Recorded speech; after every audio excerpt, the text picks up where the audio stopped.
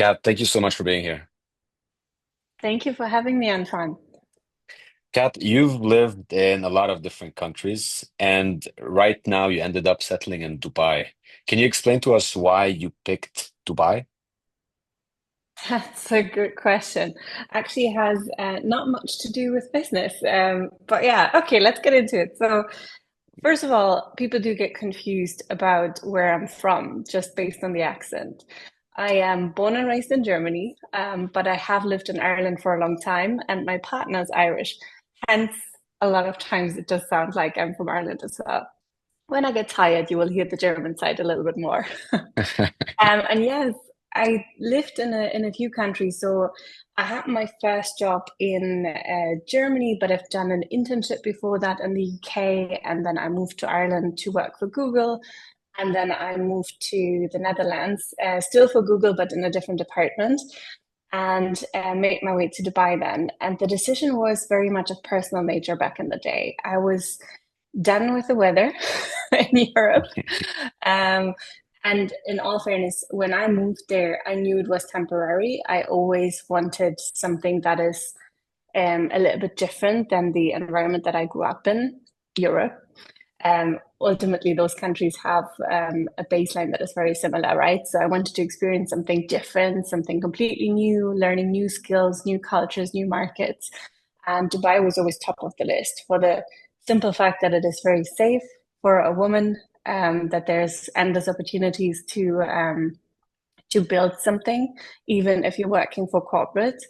And yeah, so I kind of asked around a little bit, had a few conversations. Singapore was on the list for a little while as well, but Dubai very, very quickly kicked it off. And yeah, I got a couple of job offers here, and that's how the decision was made. Awesome, awesome. You've worked at great companies, so I'm very curious. Why did you decide to start your own company? You could have continued down the route of staying in these big tech firms and staying in a comfortable environment. Why start your own business? Yeah, great question. You sound like my parents. Um, and in fairness, I asked myself that question many, many times as well, but it was just the right time. Corporate can be very comfortable, and it was. It was comfortable, it was safe. And I reached a point where I felt like I am not learning enough new things anymore. I felt like I'm stagnating a little bit. So I was really, really craving to add to my responsibility, to learn new skills, to add to my scope. So I did that with moving to Dubai. So I added markets that I've never worked with before. I had my own team. I had a different position in the company, and I was looking after more than one area. So really everything that had to do with comms. But very, very quickly, I did realize that while on paper that was a step forward and that made complete sense, the reality was that there is a very high turnaround of people in Dubai. So I ended up doing a lot of the executional jobs myself. And that was not what the next step for me looked like. That was what I've done for the last 10 years, right? So it didn't feel like a progression. In some ways, yes. In many ways, no. So I had a goal. I wasn't able to reach that goal in corporate. So I left without a plan. I did not plan on creating my own company, and took a little break to kind of sort out my own head and what do I want? Where do I want to go? What do I like? What do I dislike? And that was the result of it. That I do like working independently, that I like the entrepreneurial spirit of what I had in Google, for example. And I still very much like what I was doing, content-wise. So everything comms, PR, public speaking. I was training the spokespeople of all of those companies, and I loved doing that. So that was the natural result of it. We're obviously going to talk a lot about communication, but the last question on entrepreneurship, did you ever think about it before, or was it just a circumstantial decision? Honestly, I was way too afraid. So the short answer is no, I did not. Even though when I think about it, I actually come from a family of entrepreneurs. So my grandfather has his own company as well, and my dad has his own company as well. But it was just nothing that I really thought about. It was more so safety was the number one priority. Having a safe income, a regular income, and stability in life. That was what I was craving at the time. But I always talked about that with my clients as well. Priorities shift over time. Life circumstances shift, your priorities shift, the things that you crave or need at the time are going to change. And that was exactly what happened for me. So, no, never thought about it before. And when it came up the first time as a possible option, I was still way too scared to go ahead with it. I was quite lucky in the sense of COVID gave me that last push because COVID showed, I suppose, all of us that there is a bit of a life outside work and that there is a flexible setup that is possible. So it didn't seem that impossible anymore to do something on your own from your home without having an office, without having a team. And that was the kind of the last push that I needed to get over the edge. Awesome, awesome, Kat. And as someone in communication, I mean, the first question that comes to mind, were you always a great communicator, or is this a skill you acquired over time because it's now your profession? So, were you Yeah. always good at speaking, or is this something that you nurtured over time? Definitely nothing that I've been born with. Uh, I always liked talking, let's put it that way. I was never the quiet one in the room. I was definitely always the one talking. Was I a good communicator? I doubt it. But I always had an interest in it. That's the way that I would put it.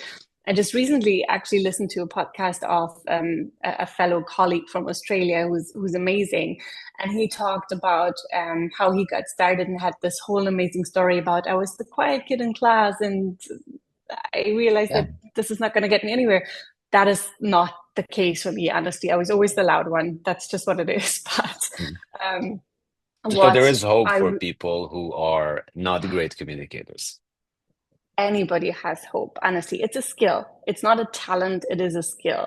You can learn it. And you either start where I was coming from, which is you might be the loud one in the room, but that doesn't help you if you have zero impact on the other side, if you have no structure in the way that you're communicating, if what you're saying is not resonating with your audience. Or you're the quiet one in the room who has all the smart ideas and a lot to say that is actually of value, but you have no idea how to put it out there, or you're too scared to put it out there. Both of those things work out. So for me, it was a case of I needed that for my job. The more I progressed in my career, the more that skill of communication was an absolute need. So I joined the Toastmasters Club back in the day. Have you heard about them Awesome. before? Yeah, yeah. They're pretty big Yeah. around here. Yeah. They're amazing. Google had an internal club. So I went there basically on my lunch breaks, and this became a hobby, and this hobby turned into something crazy big. And a lot of the training that I do nowadays is still very much based on what I've learned in the Toastmasters as well. That's awesome. That's awesome. So, you know what? Let's jump right into the companies that you have and the services that you provide. Can you tell us a bit about what types of clients you have, how you help them, and maybe break down the different services that you provide? Sure, yeah. Let me start a little bit more high level. So I do two things under kind of the umbrella of Castle Forbes. One is I actually still do PR, which was the thing that I started with back in the day. So public relations for company of all sizes. That means I do pretty much everything from creating the strategy all the way to execution and doing the reporting, etc. And that's across all industries. And I can do that thanks to me living in different places in MENA and Europe and in the US as well. I still have my networks there, which are thankfully never changing too much in the world of journalists. So that is one massive thing that I'm doing. But the bigger part of the company is the coaching part. So coaching people in public speaking, presentation skills, negotiations, everything that kind of fits underneath that umbrella of communications. And a lot of the techniques and frameworks and the things that I'm teaching are very much based on what I've done in corporate, training the spokespeople of companies, training several CEOs of those companies, the Toastmasters, etc., etc. The Average client. So they're very, there are a lot of different ones. We do really work with all kind of levels and industries. But if I have to narrow it down to, okay, what does the average persona look like? It is usually somebody who's either trying to grow in their career, trying to build their own company, or trying to move job. So there's always a change that needs to happen at some stage. And a lot of times people do realize that communication is one of the big stepping stones that you need to progress. So we work with mainly executives, but also other levels, and they come to us with fear of public speaking, a lack of confidence, no structure or clarity in the way that they're communicating. It's a whole palette of issues. Kat, do people usually know they have a problem? Do they come to you and they're very clear about the issues that they have, or are you kind of the one who is telling them this is some areas where you can improve? How does the interaction work with clients? Because it kind of feels strange to come up to you and say, listen, I know I'm really bad at speaking, so help me. Like, how does this interaction even happen? Yeah. People do usually get in touch because they do have a specific goal. So a lot of times the conversation starts with, um, my boss said I'm not going to get the promotion unless I'm becoming a better communicator. So I get this a lot. And then in other cases, it might be founders, for example. So nobody is telling them to get better at this, but they understand that this is such a basic fundamental skill to have that it will only help you going forward, pitching to investors, attracting new talent to the company. All of that requires communication skills, right? So the way that that conversation usually happens is they are super organized. They come with a whole list of, I'm really bad at this, and this, and I need help with that. But what then happens is we start working with each other and we actually identify a whole new area that they haven't even thought about. And this is the beauty of coaching. There's a lot that you can guess and you have a gut feeling about the things that you're good at and not good at. But then there is a coach, somebody who is objective, that can observe you, that can push you in ways that you didn't even think exist. And that way you will find out strength that you didn't know about before, but also areas where we can work on a little bit more. So the program is always completely tailored to the needs of the client that I'm talking to. As someone who's lived in various regions around the world, do you feel like people have completely different communication needs, or is it always more or less the same thing? Oh, that's an interesting question. I think the needs are very much the same. A lot of times it is impact, clarity, and confidence. Those are kind of the top three things that people are trying to improve on because they understand that this is going to help them progress. But the way that they approach it and the level that they're on, those are very different in the different regions. So that's the biggest, yeah, that's the biggest differentiator. And that also means that I am starting the trainings slightly different with each one of those just to match the level that they're on, but also the expectations. And a lot of times also the cultural nuances. So while I can show certain videos and I can do certain exercises with people in Europe, I might not be able to do those exact same ones in MENA and vice versa. And when somebody tells me, hey, I have trouble speaking up in a meeting, I don't get a word in, I keep getting interrupted, that looks very different in MENA than it would look in the US or in Europe. So I ask a lot of questions, and we try to make this as close as possible to their real life environment. And then we use those scenarios in the practice. That's a very interesting aspect because I'm gonna go full stereotype here. Let's assume you're in Germany, and I feel like a lot of the Germans that I've met are more robotic, but I Yes. assume that it is culturally acceptable to be like that in Germany, or maybe it's the no, I'm not sure. But maybe that same behavior would be seen differently in another region, in France or even in Dubai, for example. They might perceive it as, not very open. So Yeah. how do you work with people that come from various places around the world, which are all in the same place in Dubai? Like, how does that even work? Yeah. How do you set the expectations? How do you know what they really want? Yeah, this was a really good example because you said maybe the way, let's just take the German example, Yeah. maybe the way that they communicate is actually accepted. I would go as far as saying it's not just accepted, it is even um, they need this. If you have a job in Germany and you do communicate differently than that, not as structured, not as mm, monotone and organized, you might have a problem. Yeah. So this is an extreme example, but essentially what I'm saying is there's two different ways of looking at it. Number one is the way that you're communicating in the environment that you're in, and what kind of the expectations are on a cultural level, on a market level, on an industry level, sometimes on a company level. Every company has a different culture as well, right? Even teams might have a different culture. So that is the expectation on that level. And then you have on the other side, who are you actually talking to directly? That might be somebody who's based in Germany, but might be American. And that gives this whole thing a completely different spin, right?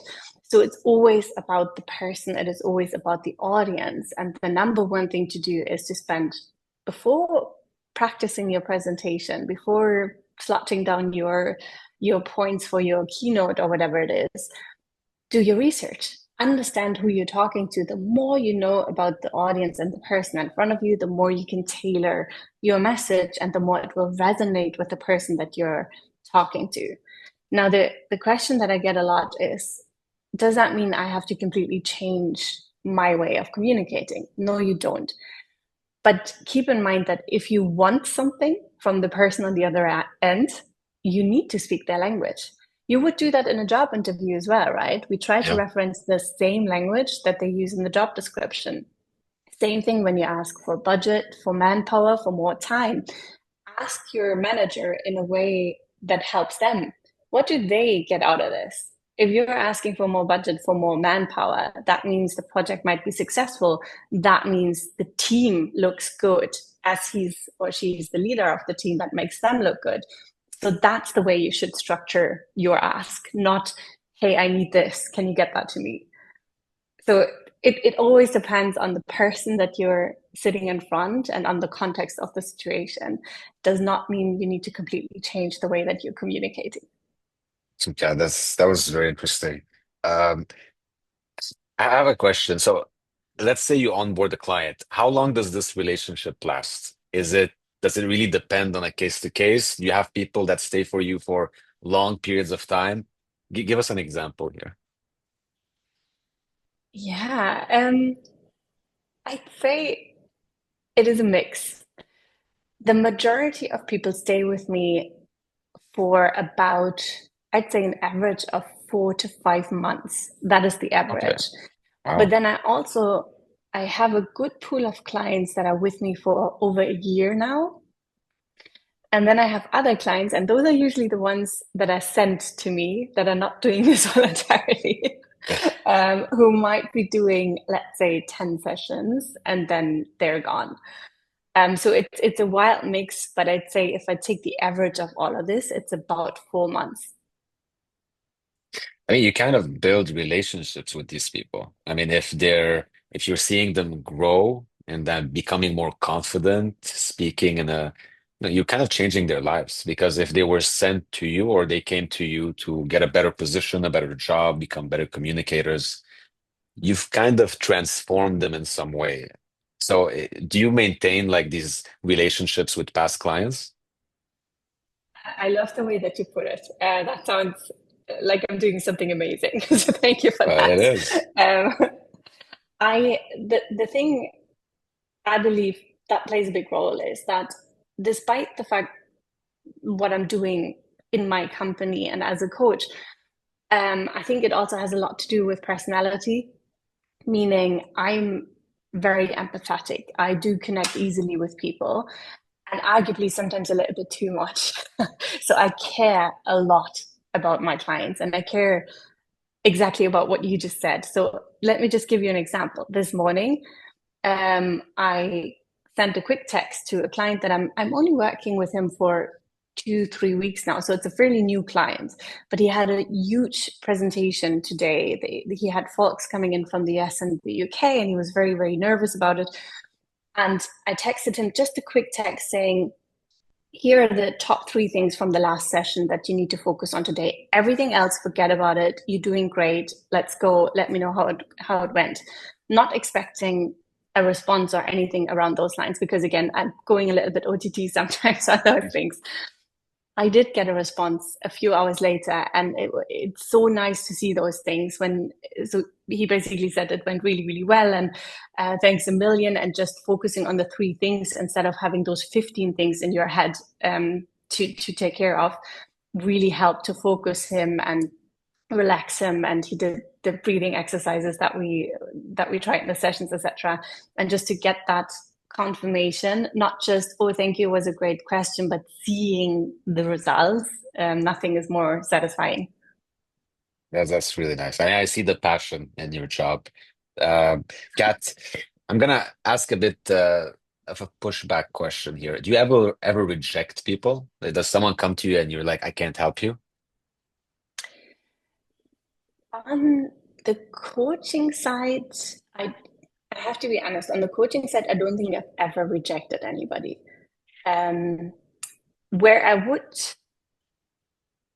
I suppose where I would be a little bit cautious is if you speak to somebody who was sent to you and you can clearly see that they actually personally don't have any interest in doing this, or they really are very defensive when obviously coaching means I have to give you feedback, and when somebody gets really defensive on feedback, that's going to be very, very hard. I had a few of those cases, but in my experience, the more time you spend with them, there is this moment where they just crack and they just realize, look, this is not going to work unless I am giving a little bit of myself and I'm opening up a little bit and realizing that I'm not a bad person on the other side, and nothing that happens in the session is ever going to go anywhere. So usually I crack them at one point. On the PR side, it looks a little bit different. Public relations is a tough environment to be in. It always was, and that's what I loved about it. But doing it on my own now, it's even tougher in the sense of PR, as opposed to marketing, is never guaranteed, right? I'm sure you heard that before. We can't guarantee anything. It's earned, it's not paid for. To explain that to a client who might have never done PR before is very hard.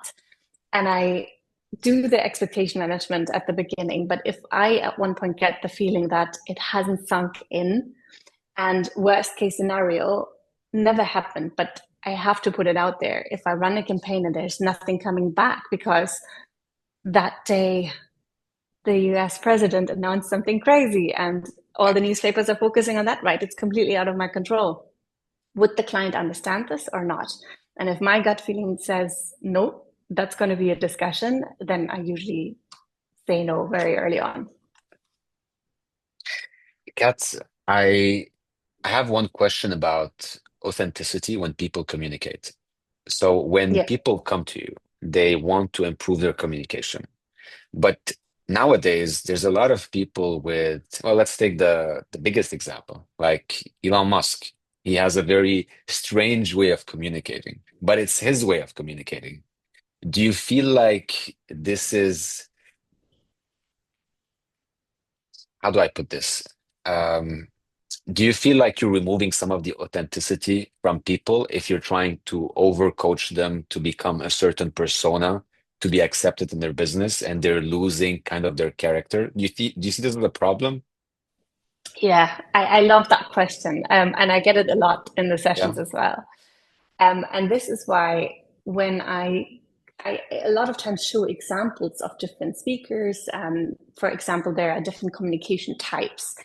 Elon Musk is always my example for a thinker. He's a thinker communication types, meaning somebody, when you watch interviews with him, he actually takes quite a long time to think about what he's going to say. But once he starts talking, it's boom, it's just out there and unfiltered and short sentences, sound bites. And he kind of gives himself keywords and then gives you a little bit detail underneath. It's very interesting when you really dissect it and take it apart. So I use people like him as an example, even though on paper he might actually not be a good communicator. And that's the point. We don't want people to change to the point of being inauthentic. What we want is you to stay you, but put it into a structure that is easier to understand for your audience, because ultimately that's what you want. You have a message, you need this to be perceived in exactly the way that you mean on the other side. If you say that message without structure, if your body language is not matching with what you're actually saying, it might be perceived in a very, very different way. And we're trying to avoid that. Can you still be your quirky self? Can you still have your habits? Can you still say the little things that you usually say? Of course you can, as long as the bigger picture is there and as long as you can read your audience and the person that you're speaking to and see, did they get it or is anything unclear? Um, Probably a more extreme example would be Donald Trump as well. We don't have to agree with him. We, in fact, he's probably lying 99% of the time. Is he a good communicator? Yes, he is. Not because it fits on paper, but because he's speaking the language of the audience. He's speaking the exact language that people need to hear. He makes things simple.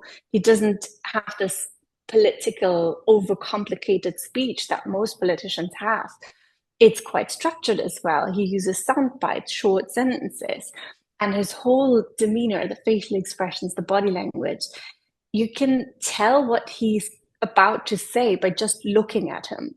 And that makes a great communicator. And if you would be his coach, that would be nothing that you're changing, although it might not fit exactly on paper what a great speaker is. Does that make sense?